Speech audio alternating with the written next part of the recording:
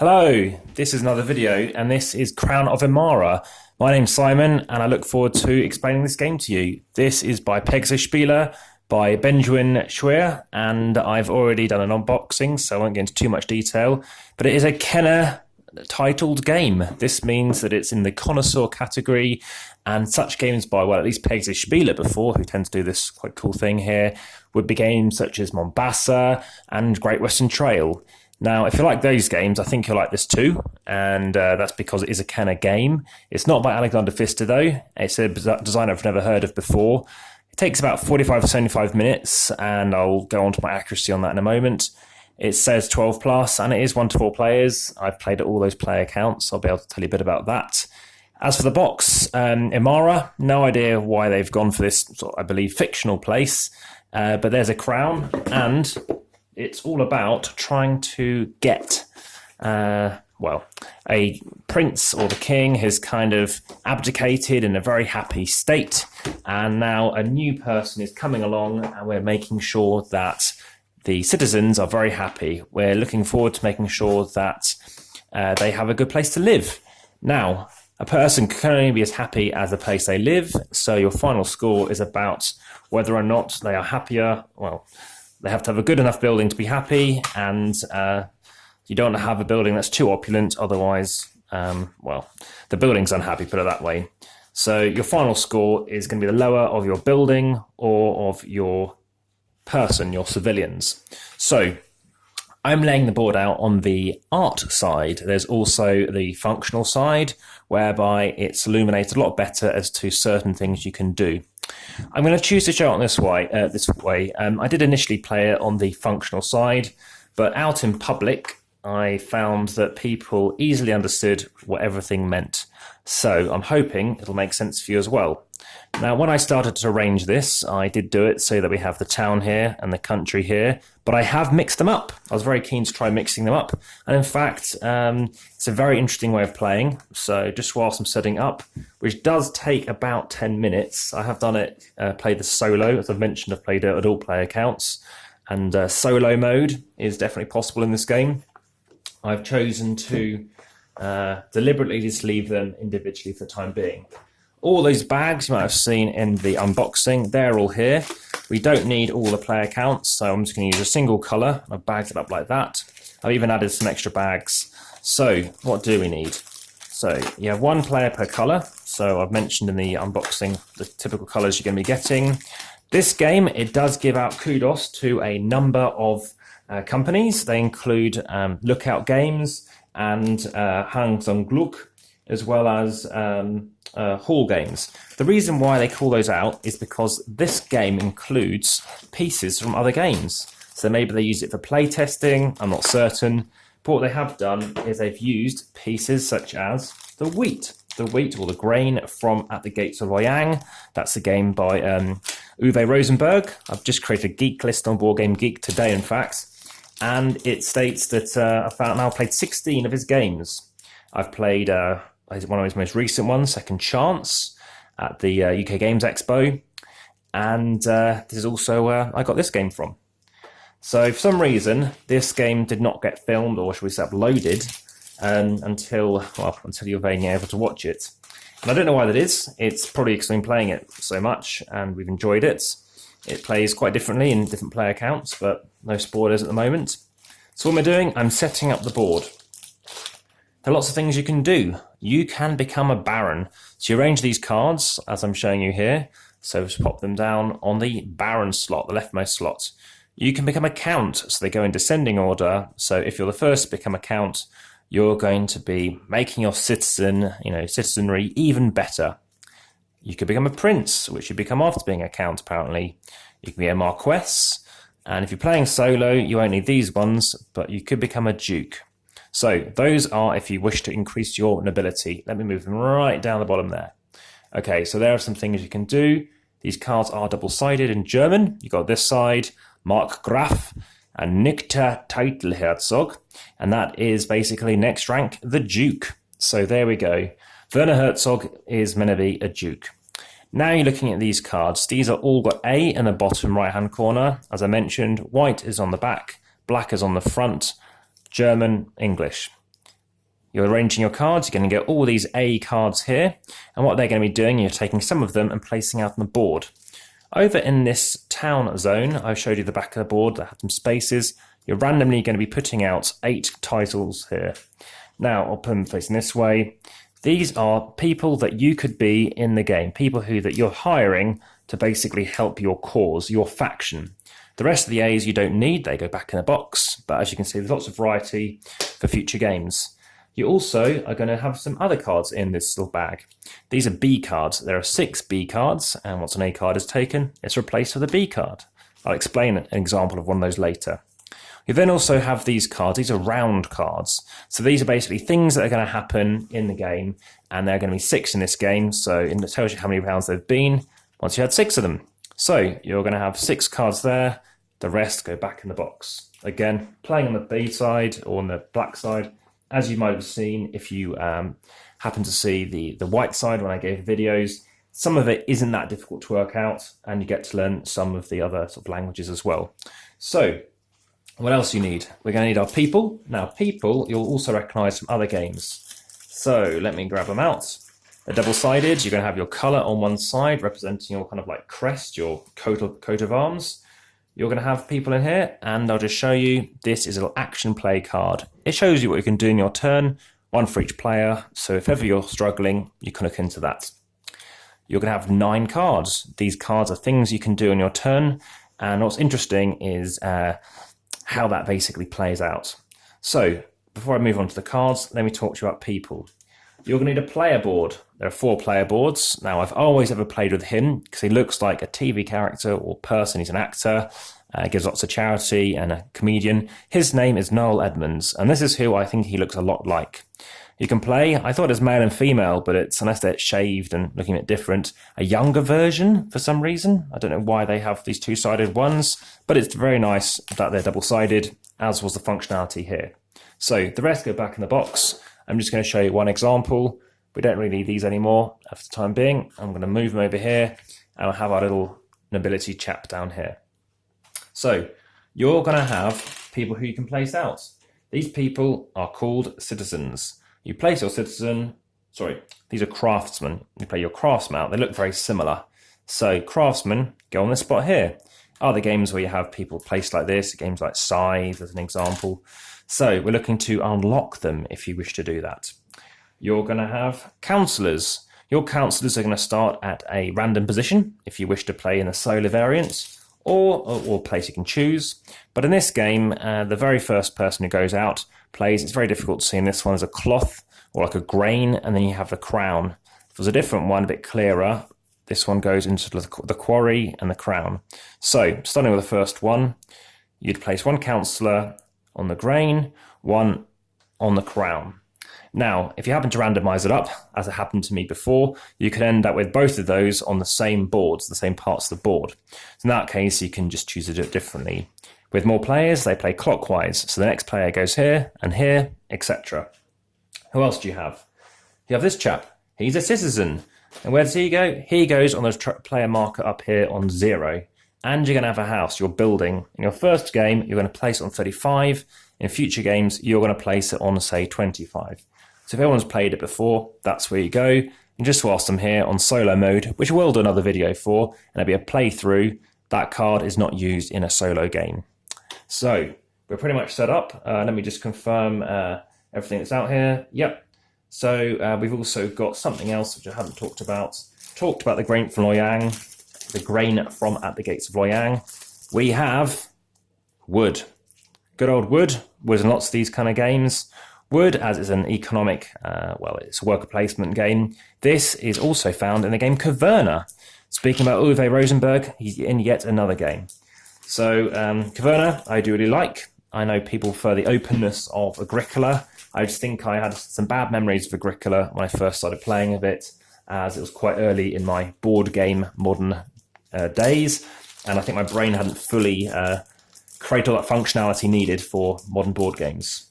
Bread. Bread is going to come on to later.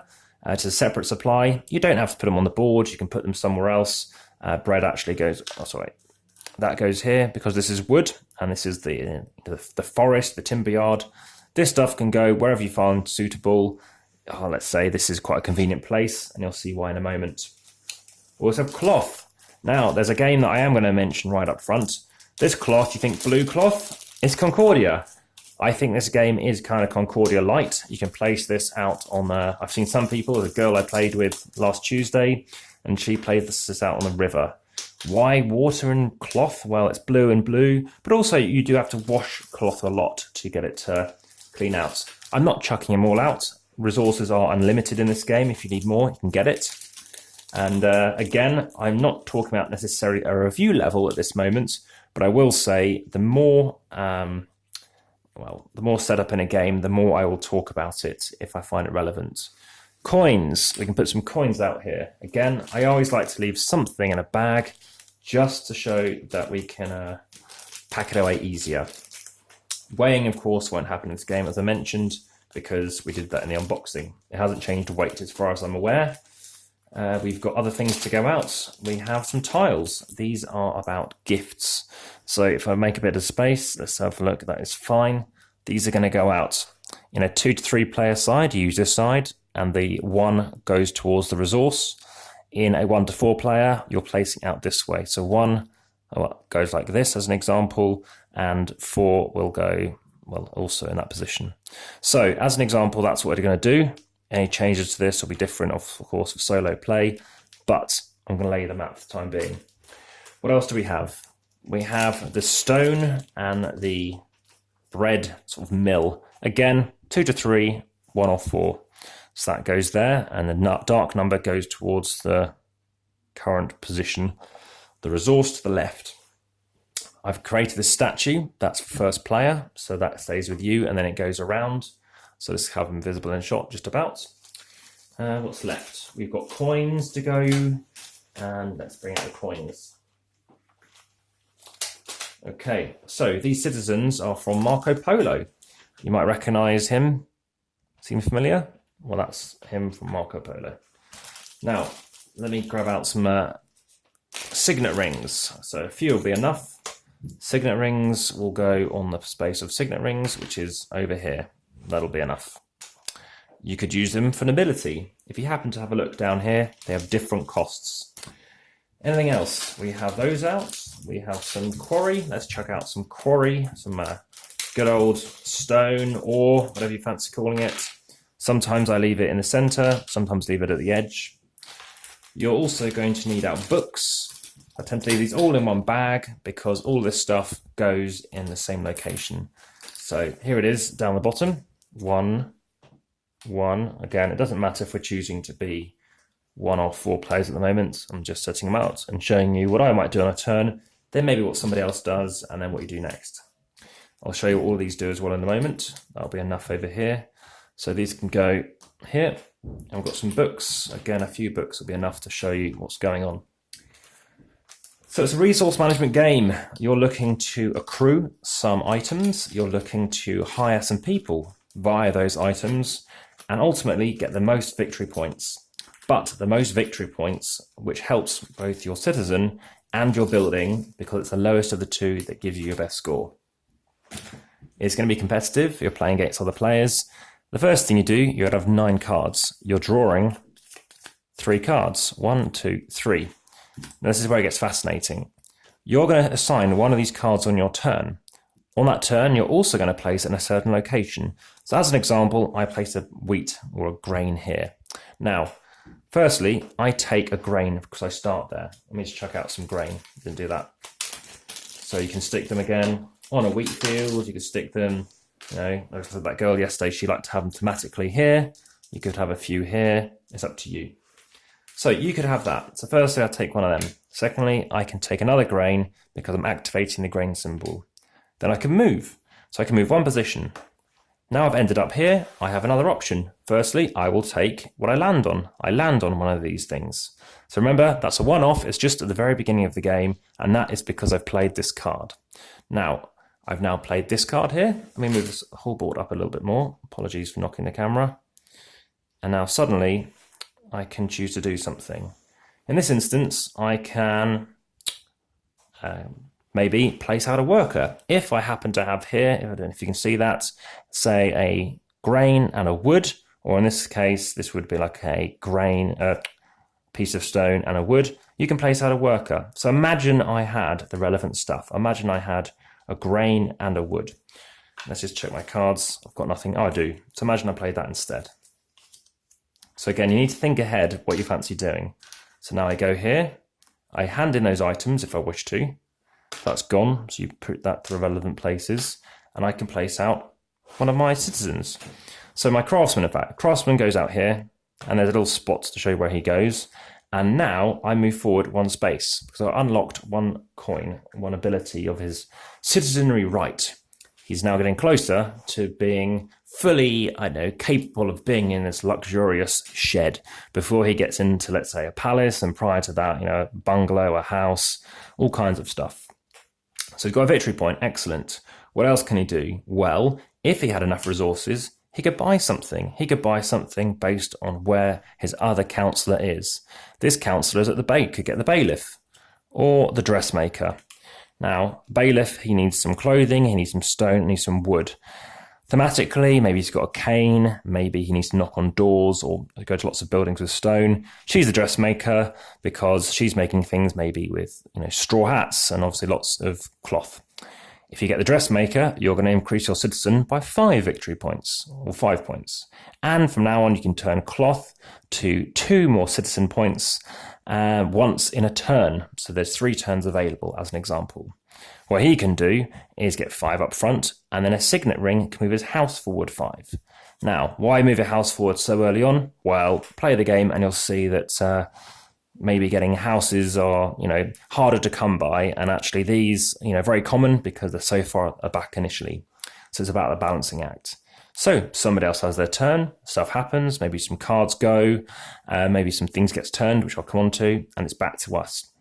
So what we're doing now is, again, I could move 2 positions. So I'm thinking ahead. Well, I can either go there or 3. And it's up to me. Well, what do I want? Do I want some more wheat? Maybe not.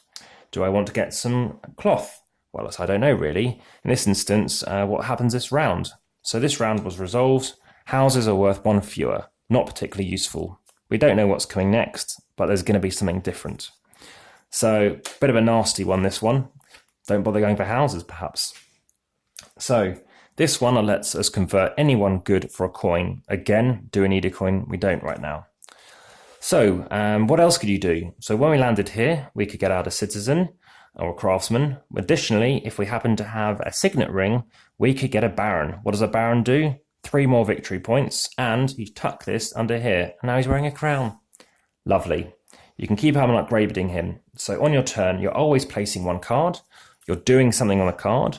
You're doing a movement. You can do them in any order. And then you can, as an optional action, either get a craftsman out. Again, you've only got 4 in the game. You could upgrade an ability, again, as a free optional action, once per turn.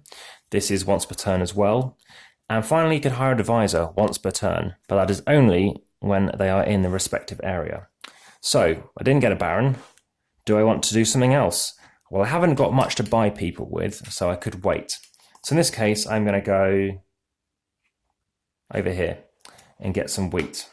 I get some cloth and I get some wheat. Do I have enough to get my stuff? I don't. Just as an example, I'm going to move 3 over here just to show something different. 1, 2, 3.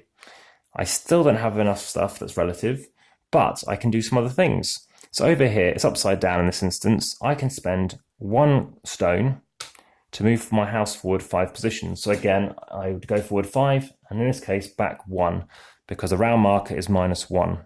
Now I'm choosing to use this little spot where there's a gap between boards. I think it's quite handy, but I typically wouldn't do this in this round because it's 1 fewer. But why do it? Well, maybe I want to, because in this case, I get to get 5 victory points, and then you turn it, and it goes to 4. So I now go forward another 5.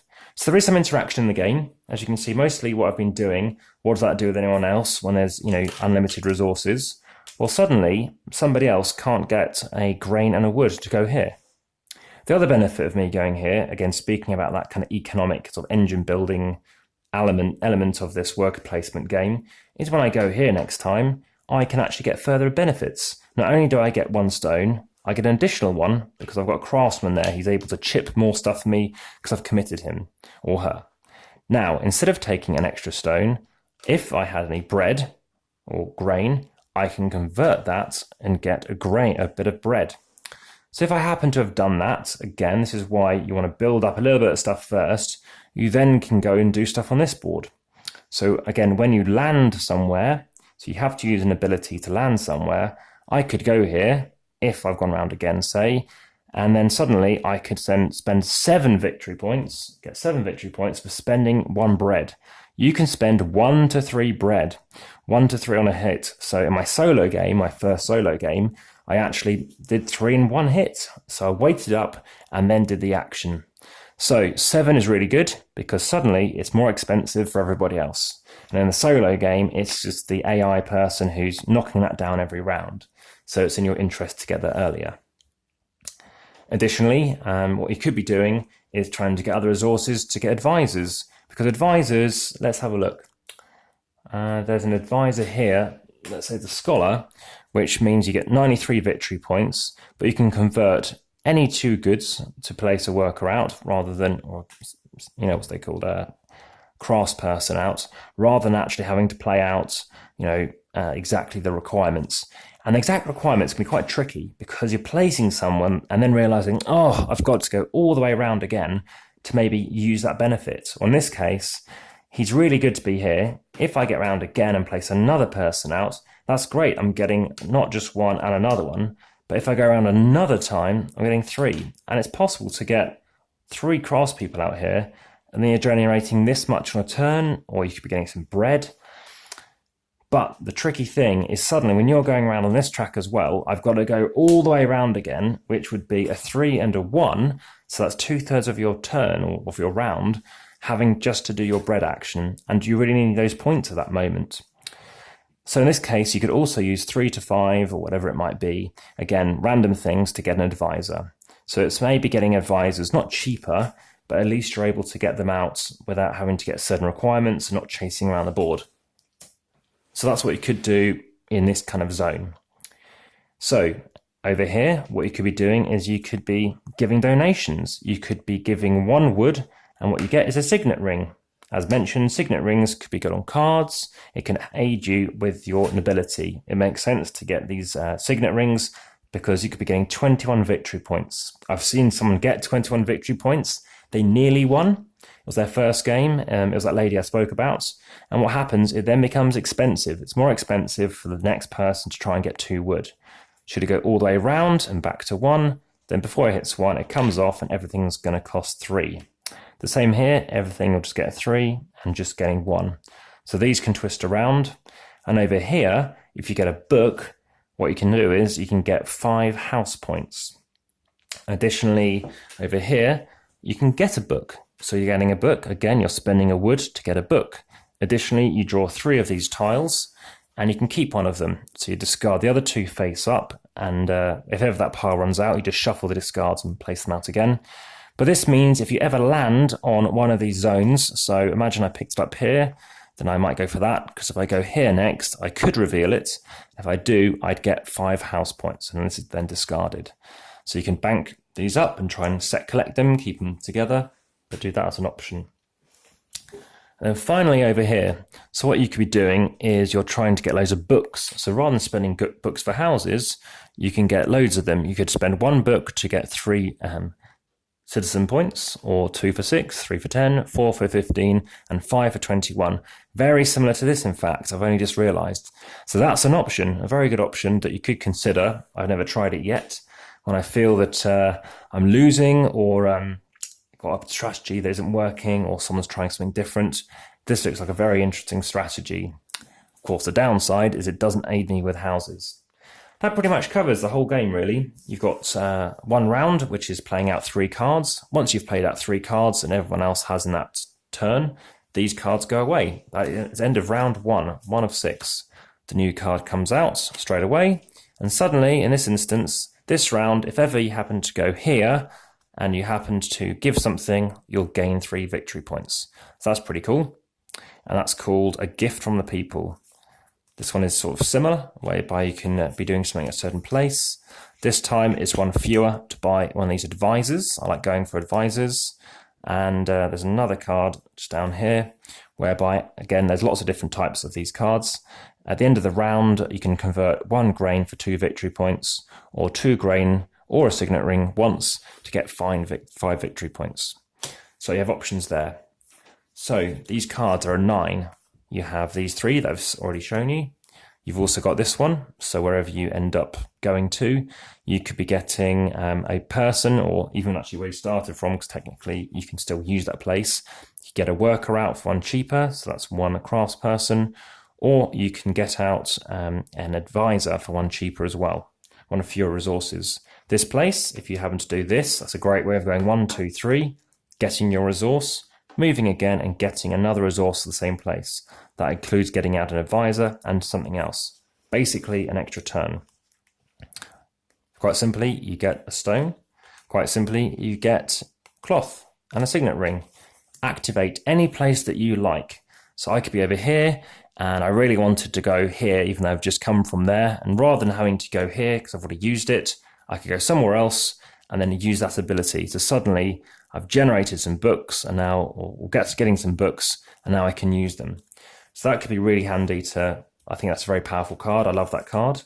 So there are 9 cards. Once you've had 3 rounds, you're going to have 3 of these used up as well. Then you're going to shuffle and do 3 more. Again, that'll be round 4. Each round, you're moving this across to the next person to your left, going clockwise. And that's how the rounds continue. Round 5 is the same. Round 6, you're going to have your final 3 cards, and then you're going to play out.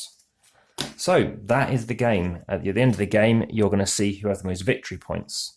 If you have anything left over, if you have any signet rings, 2 each signet ring will give you 2 victory points, or 2 houses, or 1 of each. You can choose. So if I'm back over here, I'm going to spend it on my houses, and that, and 1 more. I could also convert in any 2 resources, raw materials, for 1 victory point or 1 house. And 2 grain is also going to give me the same thing as well, grain or books. So I had maybe one wood, I had 1 gold coin, I had 2 of these left, and that's it. So my final score would be 85. Never seen a score that big. What is handy is you go around the track more than once potentially, as has happened a few times, and the next score is actually the lower of the 2. So that's quite a nice thing that they do here, rather than just having a token that replaces over it. So that's the game, and time to give you the review as I pack away, which takes about 5 minutes. I think it's a great game. I think I give this an 8 out of 10. It's a game I've always enjoyed playing and always like to play. It's a game that lots of people have definitely enjoyed. They've liked how speedy it is. I've talked to you about Concordia already. People like the streamlinability of this game. They find it's, I think, well, for those, I don't know who have or haven't played Concordia, but those who have, yeah, they have enjoyed. Literally, you only have 3 places you can go. You only have 3 cards. What you do with them, well, that is still a decision, and a tricky decision, but ultimately, you're not procrastinating too long. There's a variant whereby you have 9 cards in your hand and you play 3 rounds using the selectivity of those 3 cards that you need to play out as you wish. So then you're reducing it down to 6 in round 2 and 3 in that final round. And I think we've preferred it. And I don't think it does take any longer time. I can see why people might think it would take longer, but it does feel more strategic. It is meant to be more strategic. And I think it's a very good way of playing it. These boards I do like, it's actually got a little notch to them, so they kind of stay together. But obviously it's not a jigsaw, they do still come apart, which is a shame in the sense that they do sort of can split a bit. But color-wise and the layout, it still looks really nice. Obviously, I've mentioned it comes with all these bags. It's great that it comes with so many. It's good that you don't have to spend a long time sorting them out. And for me, that's a handy thing to get sorted. As I mentioned, I do tend to keep everything on one part of the town together. Components are great. I like the pieces. There's nothing against them. Again, you could have them recessed, but I generally don't expect that from I guess mainly a German publisher at the very least. And also I find Well, I've never seen Pegasus Spiele do it either. Do I think it's as good as the likes of Great Western Trail? I rank them about the same. I've been very impressed with, this has got kind of a double rondel feel, whereby you're trying to accumulate and get better and better and better. And unlike Great Western Trail, which I didn't like initially, this one I was impressed with straight away. The rule book, I have been a bit disappointed with. There's a few bits which the German rules are much better. So if you do know German, it is better. They say turn this when they mean flip this for 2 to 3 players, which was a shame. The iconography, I think, is very clear. Nobody's had to look in the rule book, which goes to show how clear they were being, which is a great positive when you don't have to be handing out rule books. The cards, I really like the abilities on the cards. I definitely have 2 or 3 favourites. The Scholar, the one I picked up and showed you, that's one I like to go for. And I know that other people like to go for that too. And I've told them, you've gone for the right kind of card there, potentially. What else is there to say? I do like this kind of layout. I like the way they've done that. The theme, at least what they describe in the book, is not much at all. So I have kind of slightly emphasised that. It is quite a dry game. It's not as dry as Stefan Feld's Carpe Diem, which, yeah, I generally don't mind dry games, but it feels a bit dry. It feels, I mean, I'm not sure. You can see how people are doing.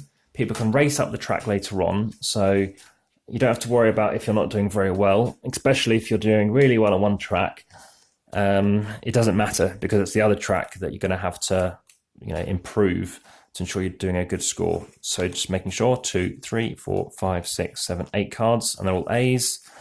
Talking about the B cards quickly, I said if you take one off, they get replaced. In this case, they're actually, I didn't realize initially, they are generally a little stronger and get 12 house points immediately as per the symbol here. And they're different things, usually just quite big, low-ish double-digit kind of numbers. So I tend to put the A cards at the front, B at the back, the other A cards on top of that. The ability, maybe put them on top as well.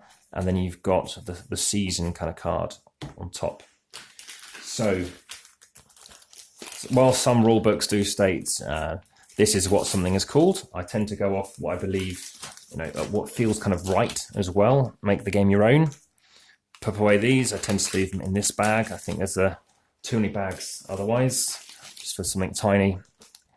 Put the gold rings together. We might have a spare bag. That could be for these little chaps. So what some people do think is it does take a while to set up or pack away. But I think with time, you'll realise it does only take, 10 odd minutes, which is, as games go, isn't particularly long. Explanation of the game, I find, is pretty swift as well. You move, you use the ability, which can be as simple as just take a wheat. And then you're just going to choose, do you have enough to buy an advisor? Do you have the right goods to buy a craftsperson? Or even how many left? And that's basically it. These fit nicely down here. So I say keep playing with no Edmonds. Seems to make sense. The boards, of course, are too big to go in this insert, in this inlay. And the amount of these bags are just having to sort of fold over to get them back in the box. But nice, bright, colourful pieces, all different shades. They all stand out well. The size of the game. So this is what I call a medium-large game. It is I found out the length of a standard Kallax, Ticket to Ride, Seven Wonders, Kung Fu Panda kind of box. But the width of the game is the width of, I think, 3. The sideways. The width of it is the thickness of 3, I think, Kallax boxes, if I can recall correctly. So that's interesting. Duration. So the solo play, when I played it the first time, was just about 45 minutes. Other games have taken almost 2 hours, but that would be because I've got a spare bag in this instance. That was because it was down to the fact that I was teaching new players. Some of them are quite new to board games. There's got a good variety of members who play. and but ultimately it did finish in under 2 hours comfortably, and are still in honing the way I pack games away. I've also included 2 things you can print off BoardgameGeek, which is a kind of I say one pager, it literally is, I guess, just 2-sided. Everything you can do on your turn. And that's very handy to know, just so that if people don't see the board clearly, or if the lighting isn't too good, then ultimately those are the different things you can deal with. So this is Crown of Emara, and I look forward to bringing you a solo playthrough soon. There's some other games I'll be reviewing soon. I've got an unboxing of a game that came out a couple of years ago, Pyramids, and that is kind of unboxed, but it's still in shrink underneath, so it's going to be one of those.